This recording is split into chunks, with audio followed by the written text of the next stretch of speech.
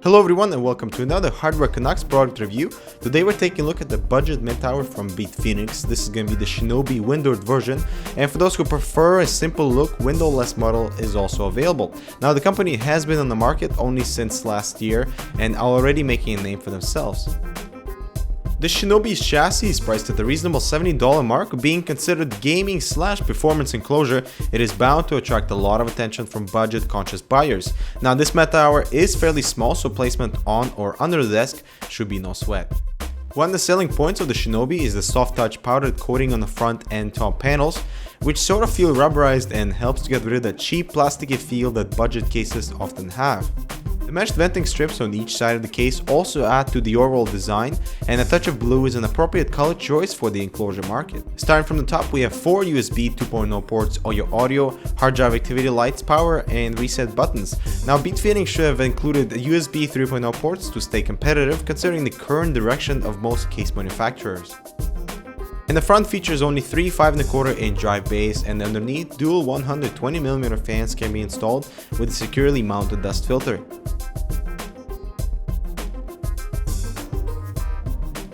The top panel features dual venting area, which also sort to help to improve the overall design of the case. The windowed version, which is tinted and has mounting for optional 120mm fan to cool those toasty graphics cards. Now this is an excellent addition to a case this price, and also for those wanting to show off the internal components. At the back we have I/O area, exhaust fan, 7 ventilated expansion slots, water cooling holes, and a bottom mounted power supply. And at the bottom of the case we have 2 easily removable dust filters, one for the optional internal fan and the other for the power supply. Both side panels are removed with thumb screws. Unfortunately, the side panels feel kind of flimsy, and the overall structure of the chassis just does not have that tough feel to it.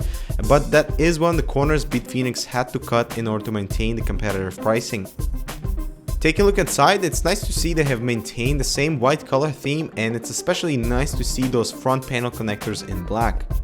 The case supports 8 3.5-inch drives on the hard drive cage and 3 optical drives, both with toolless systems. There's an included exhaust fan, support for dual 120 or 140mm fans at the top, fairly large CPU backplate opening, multiple cutouts around the motherboard tray to route your cables, mounting for 120mm fan at the bottom, and an included 120mm intake fan with mounting options for an extra fan at the front.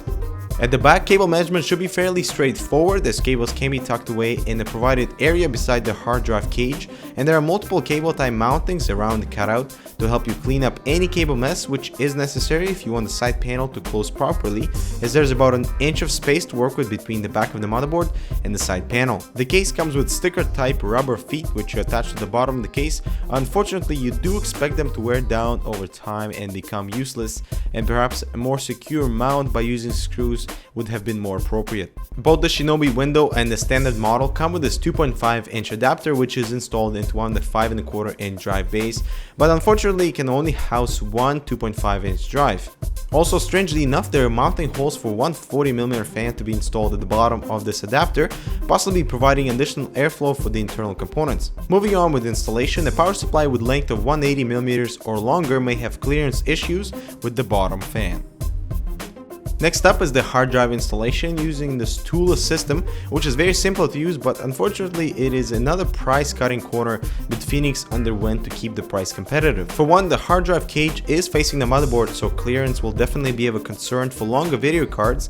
Second, you must remove both side panels when you mount the drive, and the actual construction of the mechanism is flimsy, and the middle knob tends to fall out when it's not secured to the hard drive cage, and there are no anti-vibration grommets to prevent the extra noise from the hard drive. Would be nice to see Bitfenix shift away from this older hard drive mounting system and into a more current, where the drives are facing the backside panel and have support for more than one 2.5-inch drive. Now, how does this case deal with cable clutter? And cable routing is quite impressive for a case this caliber, hiding most of them behind the motherboard tray and leaving the interior looking clean.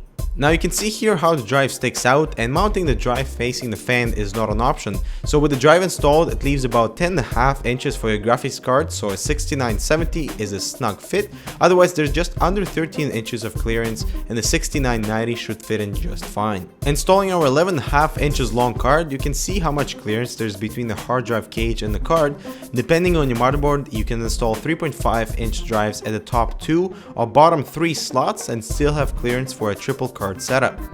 And here it is, fully assembled. The case interior is surprisingly easy to work with in terms of routing and cables and hardware installation, despite the little fiddling around the 3.5 inch drives. And in the back, as I mentioned previously, hiding the cables by the hard drive cage makes the side panel close with no interference with the cables. Overall, the Shinobi chassis is one to impress with the high-end features with an attractive design and a windowed side panel, airflow options for great cooling, and lots of hard drive storage with a fair price for the total package.